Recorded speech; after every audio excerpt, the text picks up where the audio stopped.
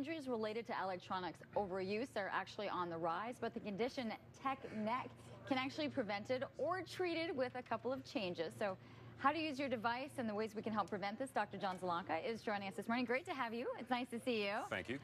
So this Look Up Canada, this campaign about tech neck, tell me a little bit more about it. Well, what tech neck is really the devastating effects that happen to the neck, the spine, the nervous system from people staring down at their handheld devices all the time. And what we're seeing is, especially in kids, the iPhones, the iPads, not just the computer use and so forth.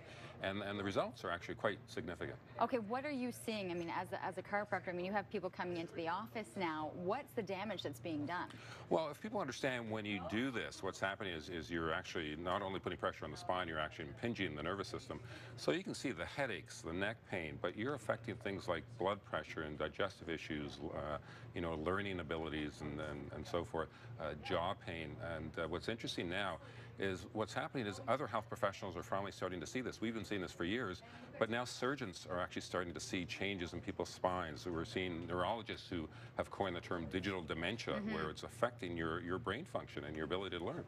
From a different generation's perspective, we're only dealing with this, for the last 20 years, but for our children, they've been growing up with it. So these are changes that are happening even when they're in the growth mode of them sitting on the couches, with their iPads, their games, anything. Like it's going to have a lot more damage long term for them. You're absolutely right. It's something where people used to think when you got out into the real world and you got your job and you sat in front of the desk or the computer, but we're now starting this with kids at age 3, 4, 5. It's crazy the long term effects, and the truth is we're really not going to know what they are until down the road, and it's going to be too late at that point in time. Okay, we've got some graphics for us this morning. So what are we looking at here? What you're looking at here is when your head is directly over the rest of the spine, that's the best way to support it. So your head's about the weight of a bowling ball. But you start to see here where if the head comes forward even an inch or 15 degrees, you've almost effectively doubled that weight. And for every inch or every 15 degrees you move above that, that actually increases by almost another 100% as well. Okay. So when you're getting the kids like this, this is more what we see, though. That would be really good to see. That's not what we're seeing. We're seeing this.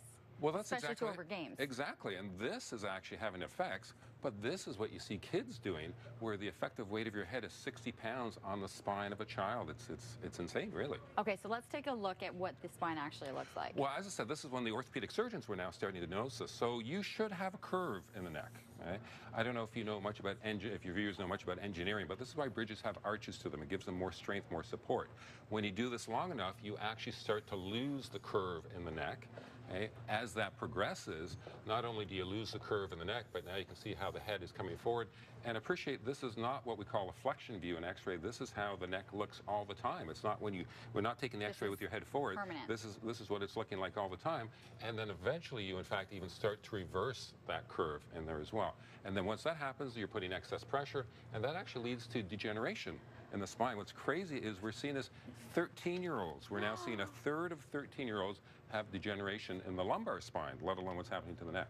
Okay, we're going to be encouraging now, all right? We are going to be encouraging. This is the bad news, but there is some good news. I mean, not necessarily good news, but there are ways that we can help deal with this. So you brought a couple props for us. Well, I carried the 30-pound weight over here. It was really quite, You did. Yes. And it's something to put in perspective. I mean, this is the weight of your head.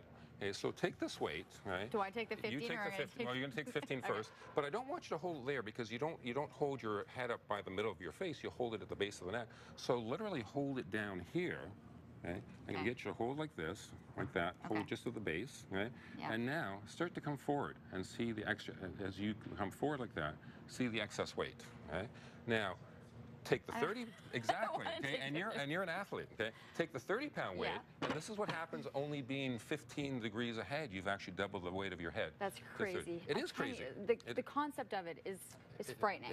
It is absolutely crazy. And, it's interesting. I mean, the Mayo Clinic knew, years ago, more than 17 years ago, this leads to pinched nerves, disc herniations. What scares people the most, unfortunately, is that you don't want to become the stereotypical little old lady, that has the big hump at the back. But that's what happens. That's not genetic. It's years of doing this to yourself. You've been able to show us here. I mean, we saw the slides, but... Well, exactly. So what's happening is these are the vertebrae, okay? And when you're constantly in that forward jam position like that, you're going to jam the vertebrae, you're going to compress the discs, you're going to pinch the nerves, and understand that's how your brain communicates with the rest of the body. That's how we have an effect on, on headaches and neck pain and things like that. The scientific term chiropractors use is subluxation, but you're also affecting your body's ability to maintain optimal health. You're short-circuiting your internal electrical system. We do have the ability, though, to work on this. There's a great website. It has details on what's happening, on exercises you can do, on alerts. Even your phone can alert you to every once in a while to say, look up, and to kind of bring your head back up. Well, that's exactly it. So it's called lookupcanada.org, and we'd like Canada to look up Canada, take a mobile moment. And so, exactly, there are a number of things you can do. I mean, number one, limit the time, okay? Right. Number two, hold your device up here if you're going to be on that.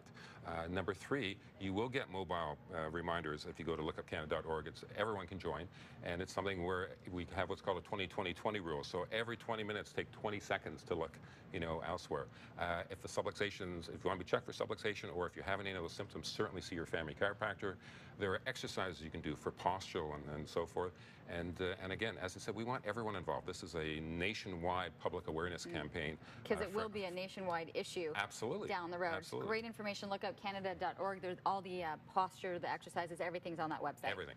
Thanks for the information. It's great to see you again. My pleasure.